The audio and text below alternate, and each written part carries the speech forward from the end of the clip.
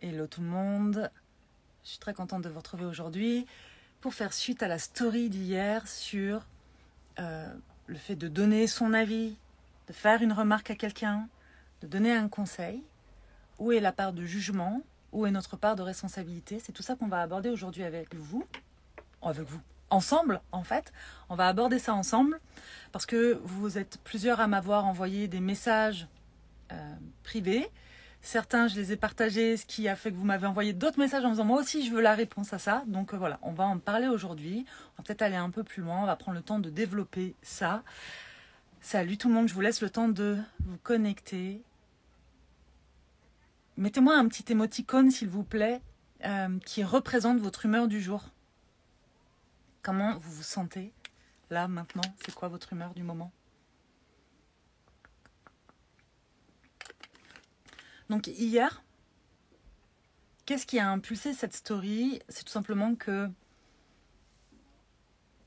sous le live d'hier, quelqu'un a posé une question qui était très intéressante, je trouve, qui était qu'est-ce qui fait que parfois, quand on donne son avis à quelqu'un ou qu'on lui fait une remarque, pourquoi les gens prennent ça pour un jugement? Voilà. Ok, je vois des sourires, je vois de la fatigue. Ok. En fait, cette question, je la trouve hyper intéressante parce que déjà, pour décrire ce qu'on fait, vous voyez qu'on peut y mettre plusieurs termes. Hein, on peut y mettre le mot avis, donner son avis, faire une remarque, jugement. Et j'ai commencé par expliquer que les personnes, alors déjà en fonction de leur état, de leur demande ou pas, elles peuvent se sentir jugées. Mais qu'on se sente jugé ou pas, la définition du jugement, c'est de donner un avis favorable ou défavorable sur une situation ou sur quelqu'un, c'est porter un jugement. Ok ?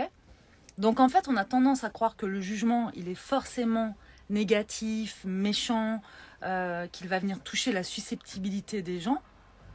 Mais on peut faire un compliment à quelqu'un et ça reste un jugement, en fait. Même s'il est positif. Même si on donne un avis positif sur quelqu'un ou sur une situation. Donc ça, c'est la première chose à comprendre. Donc oui, les gens peuvent se sentir jugés parce qu'ils le sont. Okay, d'une manière favorable ou défavorable, mais la réalité, c'est que quand vous faites ça, vous jugez une situation ou une personne. Donc ça, mettons les choses au clair par rapport à ça.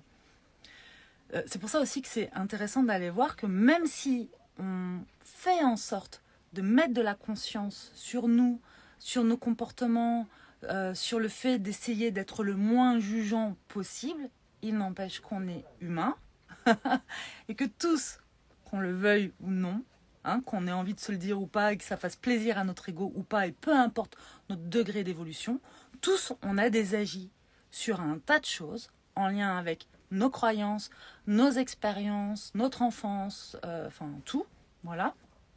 Et donc tous on porte des jugements tout au long de la journée sur un tas de choses. Et nos croyances font qu'on porte un filtre sur...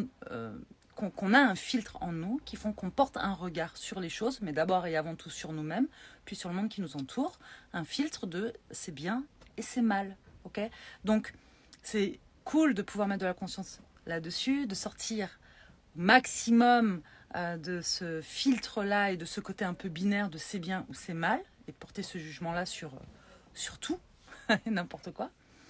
Mais malgré tout, on est humain, je le rappelle, et donc tous, même si on se gargarise en pensant que nous on est dans le non-jugement, et pendant longtemps moi j'ai dit moi je suis dans le non-jugement parce que je trouve que j'ai l'esprit ouvert, j'ai beaucoup de patience et de tolérance vis-à-vis des gens que j'aime et patati patata. Non, je porte des jugements sur plein de choses comme tout le monde, et je pense que tous on en est à peu près au même point, à des stades différents, et certaines personnes vont vraiment tout juger et sous un angle de vue parfois pas très agréable pour l'extérieur. Bon, voilà.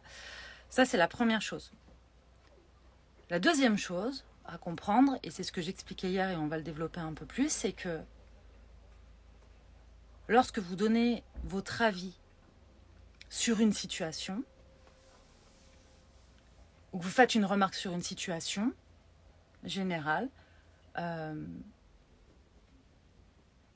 c'est déjà une chose, mais quand vous donnez votre avis sur une personne, ou que vous faites une remarque à quelqu'un en particulier, ou que vous lui donnez un conseil, et que cette personne, elle n'a rien demandé, eh bien, vous ne pouvez pas vous attendre à ce que ce soit bien pris tout le temps, même si vous vous racontez que c'est pour aider cette personne, même si vous vous racontez que c'est parce que vous êtes empathique, parce que vous avez l'expérience ou je ne sais quoi, à partir du moment où on ne nous a pas, parce que je m'inclus là-dedans, demandé notre avis, eh bien, oui, on peut le donner quand même, oui, on a le droit de le donner, parce que j'entends souvent, oui, mais j'ai le droit de donner mon avis, en fait. Oui, bien sûr, tu peux, mais ne t'étonne pas qu'en face, ce ne soit pas bien pris.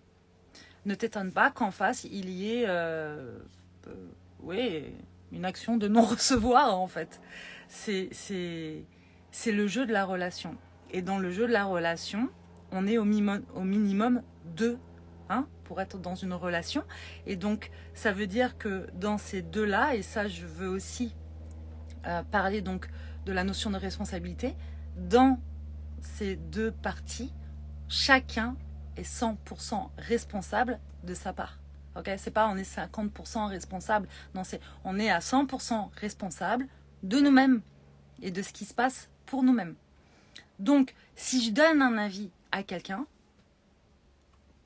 et que c'est mal pris, plutôt que de partir du principe que cette personne est susceptible, à l'esprit étroit, ne veut pas changer, est trop bête, et les gens sont cons de toute façon en règle générale et tout ça, c'est quand même des choses qu'on peut entendre, eh bien, je trouve que c'est beaucoup plus nourrissant et intéressant pour son développement de partir du principe que on est responsable de quelque chose dans cette situation, et de quoi sommes-nous responsables? Pourquoi avons-nous besoin de donner un avis ou un conseil quand on ne nous l'a pas demandé?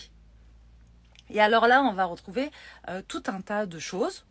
Donc il y a des personnes qui ont besoin d'évacuer leur frustration. Voilà. Et je le dis parce que je trouve quand même que sur Internet, parfois, il y a une tendance à se lâcher. Hein. Il y a juste à aller voir parfois des commentaires sur certains comptes. Avant, je faisais ça et j'étais horrifiée. Ça me faisait vraiment du mal de voir ça. Donc, j'ai arrêté de faire ce genre de choses. Mais il y a juste à aller voir ça pour se rendre compte que les réseaux, c'est un peu comme l'alcool. Hein, ça désinhibe. Il n'y a pas de problème. Les gens se lâchent. Il y a plus de filtre. Donc, et tout ça sous prétexte, bien sûr, d'avoir le droit de donner son avis. Donc, ça, c'est la première chose. Et puis ensuite, il y a plusieurs autres cas. Et vous avez été plusieurs à me dire, bah, moi, par exemple, je suis empathique. Donc, comme je suis empathique, je donne mon avis ou je donne des conseils pour aider l'autre. Ok. Je crois vraiment qu'on peut être empathique et, encore une fois, ne pas être intrusif. Okay, parce que venir donner un conseil quand c'est pas sollicité ou encore donner un avis ou faire une remarque à quelqu'un sur sa vie ou sur son comportement ou sur, enfin voilà, sur ce qu'il est ou sur ce qu'il fait, c'est intrusif en fait. C'est une intrusion, peu importe ce qui vous anime, ça peut être vécu comme une intrusion.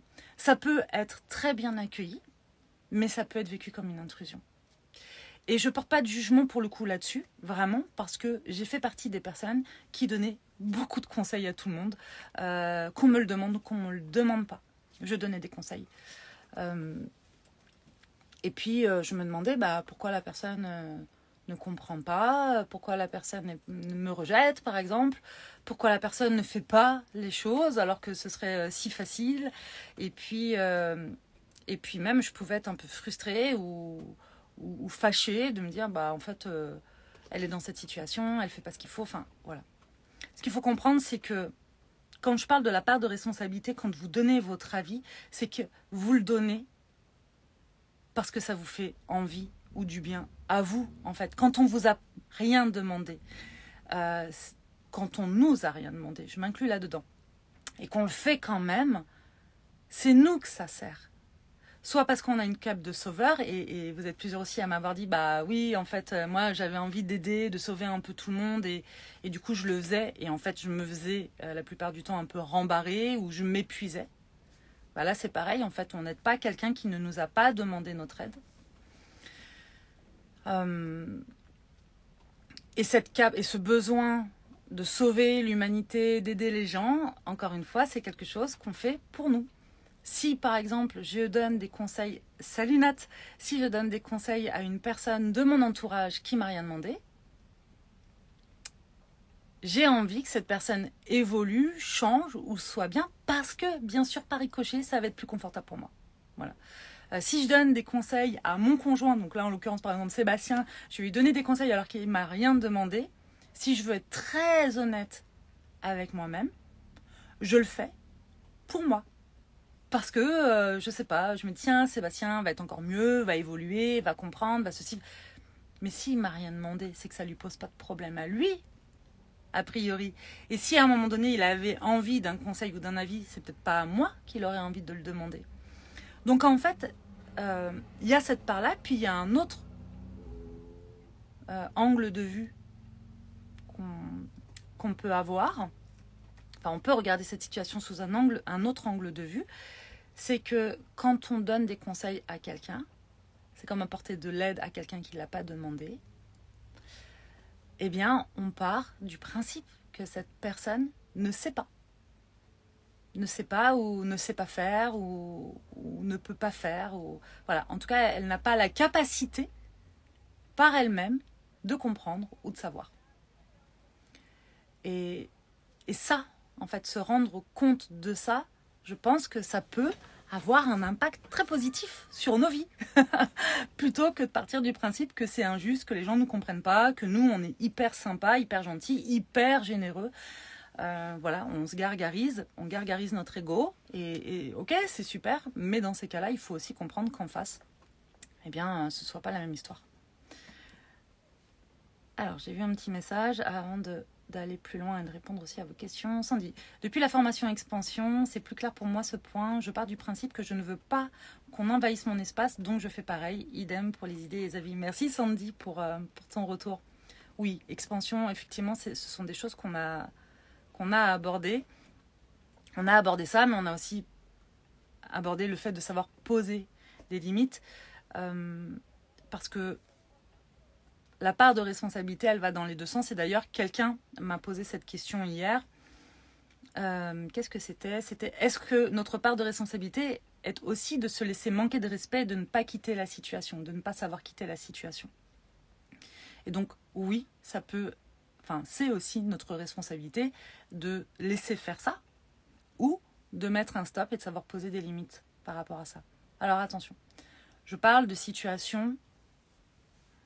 j'allais dire lambda ou toxique normale, d'accord ? Je ne parle pas de situation de violence ou de maltraitance. À chaque fois, je le rappelle, et j'ai à cœur de le rappeler à chaque fois, parce que dans des situations d'emprise psychologique, des situations de violence psychologique, il y a des jeux psychologiques, pour le coup, qui sont complètement différents. Et je crois qu'on ne peut pas parler de cette même manière et aborder les choses de cette même manière. Okay, même si j'ai ce discours de si vous vivez de la violence, qu'elle soit physique ou psychologique, il n'y a pas de question à se poser, il faut partir, mais pour partir, souvent, il faut demander de l'aide. Et c'est pas si évident que ça. C'est pas évident pour l'entourage qui ne comprend pas qu'on reste malgré cette situation. Et c'est pas évident pour soi, parce que parfois, on est complètement aliéné et on finit par croire que c'est nous le problème. Okay, mais si on fait abstraction de ça, dans une relation où il y a des choses qui ne sont pas correctes qui se passent. Par exemple, j'en sais rien, je suis à un dîner avec ma belle famille, par exemple, parce que c'est des messages que vous me partagez. Je suis à un dîner avec ma belle famille et quelqu'un autour de la table me fait des reproches, me manque de respect, ou en tout cas, je sens, moi, ce manque de respect, je me sens mal à l'aise, je me sens pas bien. Rien ne me force à rester à table, en fait. Et la seule chose qui me force à rester à table, c'est souvent le fait, alors soit la peur du jugement, soit la peur du conflit, ou le fait de vouloir être la bonne personne. Pour plein de raisons, par manque d'estime de soi, je peux avoir du mal à poser mes limites, enfin bon bref, il y a plein de choses qui peuvent expliquer ça, mais ma part de responsabilité, c'est effectivement d'accepter cette situation et de ne pas en sortir. Parfois, l'histoire qu'on porte en nous fait qu'on n'arrive pas tout de suite à sortir de ce genre de situation. Pendant très longtemps, moi, j'ai accepté de rester dans des situations de maltraitance. Et je ne savais pas, je ne pouvais pas et je ne savais pas faire autrement à ce moment-là. Il n'empêche que j'avais quand même aussi cette part de responsabilité.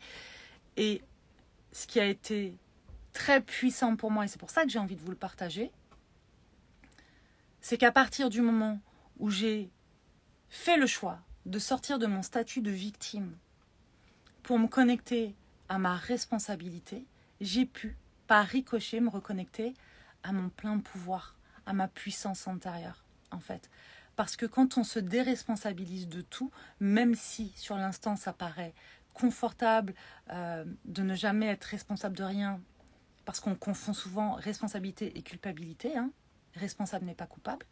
Bref, souvent c'est plus confortable sur l'instant, mais la réalité c'est qu'à force de faire ça, on devient impuissant. On se fait croire qu'on n'a pas de pouvoir sur nos choix, sur notre vie et sur nos relations. Donc c'est important de se responsabiliser et d'aller voir où est notre part de responsabilité pour pouvoir remettre de la puissance et du pouvoir dans nos vies. Alors Aurélie, ça m'intéresse, mais là je suis dans mon rôle de maman. Ah ouais, ok, pas de souci. Il y aura le replay de toute façon. Donc voilà, quand vous acceptez par exemple que quelqu'un vienne chez vous alors que cette personne vous fait souffrir, n'est pas agréable avec vous, peu importe que ce soit vos parents, le voisin, le copain, le machin et tout, votre part de responsabilité, c'est de dire oui, peu importe le pourquoi. Oui, il y a plein de choses qui peuvent expliquer ça. La loyauté vis-à-vis de nos parents, la peur du conflit encore une fois, d'être rejeté, le besoin d'être aimé, d'être validé, le machin, le truc. Il y a plein d'explications. Moi, aujourd'hui, j'ai envie d'œuvrer pour, ok, c'est quoi que vous voulez vraiment en fait? C'est quoi qui va vous faire du bien vraiment à vous? C'est oui ou c'est non? C'est un vrai oui ou c'est un vrai non qui vous habite, qui vous anime? Donc après, si vous ne vous autorisez pas à être dans ce oui ou dans ce non pleinement, et qu'en face ça se passe mal dans la relation, eh bien vous pouvez avoir cette part de responsabilité qui est la vôtre, en fait. Vous vous privez de votre pouvoir. Alors, c'est sûr qu'en disant non ou en disant oui, l'autre en face peut ne pas être content, mais ce sont des choix que vous avez à faire, en fait. Et se choisir, pour moi, c'est devenu un non négociable. Et c'est en ça que j'accompagne toutes les personnes qui font partie aujourd'hui de nos espaces, dans la connaissance de soi, mais aussi dans le fait de se choisir soi, peu importe ce qui se passe à l'extérieur, et peu importe que l'extérieur soit content ou pas content, en fait. Parce que quand on commence à se travestir pour être aimé, eh bien, on s'abandonne soi, en réalité. Donc voilà pour cette question, pour la réponse à cette question. Donc oui, on a notre part de responsabilité dans le fait de ne pas se positionner, de ne pas quitter une relation ou une situation qui ne nous convient pas. Ensuite, concernant toutes les personnes qui m'ont écrit donc sur la cape du sauveur, j'en ai déjà un petit peu parlé, de cette cape du sauveur. Qu'est-ce qui fait que vous avez besoin de sauver les gens, d'aider tout le temps les gens? C'est quoi l'espace l'espace de vide en fait en vous que vous avez besoin de combler, Qu'est-ce qui fait que vous avez besoin de porter cette étiquette pour être apprécié, validé, aimé, accepté, faire partie d'un clan, enfin bon, bref, par les autres? Parce que c'est aussi la réalité, quand on fait ça, c'est que on a envie de se reconnaître à travers ça. Pendant très longtemps, j'ai eu une cape de sauveur. À force de m'en servir, je pense qu'elle a été trouée dans tous les sens. Et je me souviens qu'une de mes coachs à l'époque m'avait dit: Sandra, si tu retires ta serpillière et ton seau à merde, que reste-t-il? Pourquoi les gens peuvent t'aimer dans ces cas-là? Et moi, j'avais peut-être cette croyance, même sûr, j'avais cette croyance que si je ne faisais pas ça, on ne pouvait pas m'aimer pour qui je suis moi, Sandra, en tant qu'individu. Je pensais que les gens ne pouvaient m'aimer que si je pouvais leur apporter quelque chose, et notamment une aide ou des conseils. Voilà. Donc, ça a été douloureux, honnêtement, d'aller visiter ça en moi et de me dire: waouh, je le fais pas pour les autres, je le fais pour moi, parce que c'est moi qui ai peur. Okay, donc c'est important de le faire. Et d'ailleurs, ici, j'imagine que vous êtes plusieurs à donner votre avis, à faire des remarques ou à donner des conseils, même quand on ne vous le demande pas. Faites-moi un petit pouce si vous aussi vous faites ça. Sans jugement, voilà, sans c'est bien ou c'est mal. Juste, si vous avez cette volonté d'aller voir ça en vous et ce courage d'aller voir ça en vous, faites-moi un petit pouce si vous faites aussi partie de ces gens-là. Et j'imagine que pour certaines, vous êtes maman, peut-être par exemple, et donc, super, merci. Merci d'avoir le courage de mettre ce petit pouce. Et si vous êtes maman, probablement que vous avez été enceinte à un moment donné. Et quand vous avez été enceinte, peut-être que plein d'autres femmes, plein de personnes se sont permises de vous donner leur avis, de vous donner des conseils que vous ne sollicitiez pas. Et vous savez donc combien c'est pas agréable. Quand vous avez plein de femmes qui vous parlent de leur accouchement terrible alors que vous essayez de faire en sorte voilà, de calmer votre esprit et d'aborder cette étape-là le plus sereinement possible, par exemple. Puis si vous êtes parent derrière, vous savez aussi que plein de gens vont vous donner des conseils, vont vous donner leur opinion sur comment vous faites les choses, c'est bien, c'est mal, t'es trop laxiste, t'es trop dur. Et la plupart du temps, vous ne demandez pas l'avis des autres et pour autant, les autres vous donnent leur avis. Donc vous savez combien c'est désagréable. Eh bien, c'est comme ça pour à peu près tout dans la vie. Très clairement. Je vois plein de petits pouces. Merci, merci. Je pourrais, vraiment, pendant très longtemps, je pouvais mettre un pouce. Aujourd'hui, je suis plus attentive à ça. Et des fois, ça me démange. Je vous avoue que des fois, ça me démange. Mais je suis attentive à ça. Et quand vraiment je sens que, eh bien, je demande l'autorisation. Et du coup, alors, avec mes proches, je vais dire, est-ce que tu as envie d'un conseil? Est-ce que tu as envie d'en parler? Est-ce que tu as envie d'avoir mon avis, par exemple? Et la personne va me dire oui ou non. Mais si il n'y a pas de demande, vraiment, je ne donne pas mon avis comme ça de manière intempestive et intrusive aujourd'hui. Ça, c'est très important. Oui, l'accouchement n'est pas une maladie. Non, c'est pas une maladie, c'est sûr. Mais c'est vrai que on a parfois tendance à croire que si j'ai vécu quelque chose que tu as vécu aussi ou que tu es en train de vivre, je me crois le droit de te parler de mon expérience ou de te conseiller. Même si tu m'as rien demandé. Et c'est ça qui pose problème en fait. C'est ça qui pose problème. Ensuite, j'ai eu d'autres questions. Ah oui, alors j'ai eu des questions, puis j'ai eu juste des... Il y a eu une question, quelqu'un a demandé, doit-on arrêter de complimenter du coup? Moi, je ne suis pas là pour vous dire ce qu'il faut que vous arrêtiez ou pas, d'accord? Allez voir ce qui est juste pour vous et encore une fois, faites ce que vous voulez en prenant votre part de responsabilité. En face, ce qui est pour moi, ce que j'ai observé, voilà, ce que j'ai pu observer en face, c'est que si on est très content, réjoui et nourri des compliments qu'on reçoit, parce que c'est hyper agréable d'être complimenté, l'ego est content, enfin voilà, eh bien, à l'inverse, on peut aussi très toucher et affecter des critiques négatives ou des remarques blessantes ou des choses comme ça. Vous comprenez? Donc, moi, j'ai pris le parti de faire vraiment le tri pour me demander à qui j'apporte du crédit, en fait. De qui un compliment me touche vraiment et du coup, de qui une remarque va avoir aussi de la valeur. Voilà.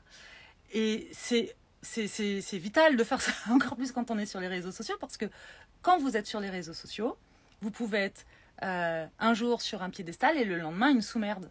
C'est une réalité aussi pour certains. Et parfois même pour la même personne, en fonction de ce que vous faites ou pas. Vous avez répondu à un message, vous êtes génial, vous n'avez pas pris le temps de répondre, vous êtes une merde. Vous êtes une égoïste ou je ne sais quoi. D'accord? Et du coup, si je devais apporter du crédit à tout ce qu'on me dit à travers Soma Soa, je finirais par me perdre là-dedans. Donc, c'est important je pense, de prendre du recul face aux deux. Et les compliments et les critiques indésirables, on va dire. Alors, oui, mais l'expérience n'est pas forcément une théorie. Non. Et puis, il n'y a pas de vérité. L'expérience de l'un ou de l'une n'est pas forcément la même pour tout le monde, effectivement. Donc ça, c'est important. Donc, doit-on arrêter de complimenter? Moi, je n'ai pas de réponse là-dessus, mais je pense que même le compliment est un jugement qu'on porte sur quelqu'un. Ah, j'aime bien ta coupe de cheveux. Mais tu me parles pas de moi, en fait, tu me parles de toi et de ton goût. Ah, j'aime pas ta coupe de cheveux, tu me parles toujours pas de moi, tu me parles de toi, en fait. Et ça, c'est important de le prendre en compte quand les gens vous donnent, vous jugent, pour le coup, vous donnent leur avis sur votre tenue, votre physique, vos cheveux, vos machins, vos trucs et tout. En fait, ils vous disent rien de vous, ils ne parlent que d'eux, ok? Donc ça aussi, ça permet un peu de prendre du recul. C'est très différent de, tiens, là, je rencontre un nœud quelque part dans ma vie, j'ai besoin qu'on m'aide à voir un peu mes angles morts ou aller un peu plus loin dans ma réflexion. Cette personne-là, j'ai confiance en elle, je lui apporte du crédit, je sais qu'elle va pouvoir m'aider ou m'écouter. Et donc, je vais aller lui demander de l'écoute. Et si je lui demande de l'écoute, je lui demande pas de conseil ni un avis, parce que attention, quand des personnes se confient à vous, à partir du moment où elles ne vous posent pas de questions, elles ne vous demandent toujours pas un avis. Parfois, c'est juste de l'écoute dont elles ont besoin et d'une présence. Et sinon, eh bien, je pense qu'on a tous le pouvoir de demander aux personnes en qui on a confiance un avis. Et dans ces cas-là, si on en a un, je pense qu'on peut le donner, oui, effectivement. Dites-moi si ça vous parle, si c'est clair pour vous, tout ça. Ok. Qu'est-ce qu'on m'a dit d'autre? Quelqu'un disait, on offre le cadeau qui nous ferait plaisir, mais on ne se met pas à la place de l'autre. Oui, je crois que c'est vrai. Parfois, on a tendance à donner aux autres ce qu'on aimerait recevoir. Et d'ailleurs, souvent dans le couple, c'est ce qu'on peut remarquer. Et c'est ce qui, parfois, d'ailleurs, peut créer des tensions. Il y a un livre qui est assez connu, c'est Les 5 langages de l'amour, où l'auteur met en avant qu'en fait, dans un couple, on ne parle pas forcément le même langage et qu'il est bon aussi d'apprendre déjà de donner, d'apprendre à l'autre quel est notre langage et puis aussi de comprendre quel est le langage de l'autre. Par exemple, certaines personnes vont se sentir, ont besoin pour se sentir aimées, de se sentir valorisées. D'autres, donc ça va passer par les compliments, d'autres par les cadeaux, d'autres par de l'attention, d'autres pour... Voilà. Et tous, on a une façon dans la relation de se sentir aimé, valorisé, compris et tout ça qui va être différente. Ok ? Et souvent, imaginons que moi, j'ai besoin d'être valorisée, et bien ce que je vais faire, c'est que je vais valoriser aussi les autres en pensant que c'est ce dont ils ont besoin. Ok. Mais là, dans ce cas-là, je ne crois pas que toi qui as partagé ça, enfin je ne crois pas, je ne crois rien d'ailleurs, je n'ai pas à croire quoi que ce soit, mais si tu es là ou si tu entends ce replay, ce qui va être intéressant, c'est de te poser la question, est-ce que vraiment, toi, quand les gens te donnent leur avis ou te font des remarques sur n'importe quoi, et que c'est pas sollicité, est-ce que pour toi c'est vraiment un cadeau? Tu vois? Je sais pas. Moi, je trouve pas que ce soit un cadeau.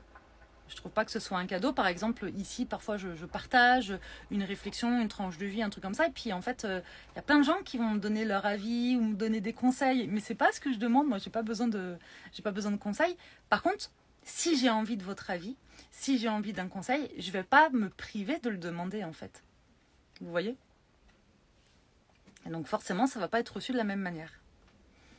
Ensuite, quelqu'un d'autre disait « Malheureusement, les gens font souvent des remarques en étant désagréables ou sans respect. » Et oui, c'est vrai, ça existe. Mais même si tu fais des remarques en étant agréable et respectueuse, ça reste des remarques qu'on t'a peut-être pas demandées.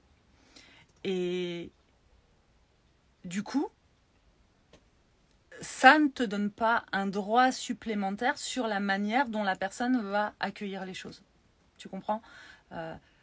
Le problème, il ne se situe pas sur le fait d'être agréable ou désagréable. En fait, je peux vous dire, j'en sais rien moi. Si quelqu'un ne me demande pas mon avis et m'expose une situation, je peux lui dire avec un grand sourire ce que j'en pense. Il n'empêche que c'est peut-être pas le moment pour elle de recevoir ça, donc elle peut mal le prendre. Voilà. Et c'est pas une question de susceptibilité. C'est que je pense qu'il y a des moments pour tout. Et il y a des moments où on est enclin à recevoir et il y a des moments où c'est pas le cas. Et du coup, donner à quelqu'un qui n'a pas envie de recevoir, c'est comme se prendre une porte dans le front, quoi. C'est comme se prendre une fenêtre qu'on n'avait pas vue venir. Voilà, une baie vitrée. Je sais pas si ça vous est déjà arrivé, moi aussi, de me prendre une baie vitrée sans l'avoir vue. Et ben c'est un peu comme ça. Voilà, mais c'est pas de la faute de la baie vitrée. Ensuite, qu'est-ce que vous m'avez dit? Je crois que j'ai un peu fait le tour de tout ça.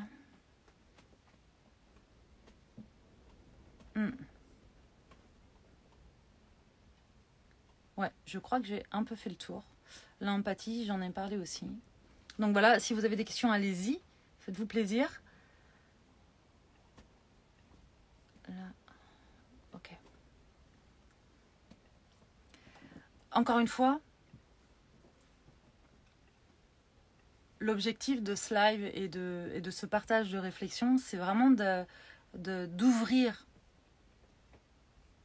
la réflexion, de donner plusieurs angles de vue différents pour que chacun puisse voir ce qui lui parle et que, encore une fois, chacun puisse mettre de la conscience dans ses comportements, dans ce qu'il vit et prendre toute sa part de responsabilité. Je rappelle que responsable n'est pas coupable, ça me tient vraiment à cœur, et que prendre sa part de responsabilité, être responsable dans sa vie, c'est reprendre son pouvoir en main.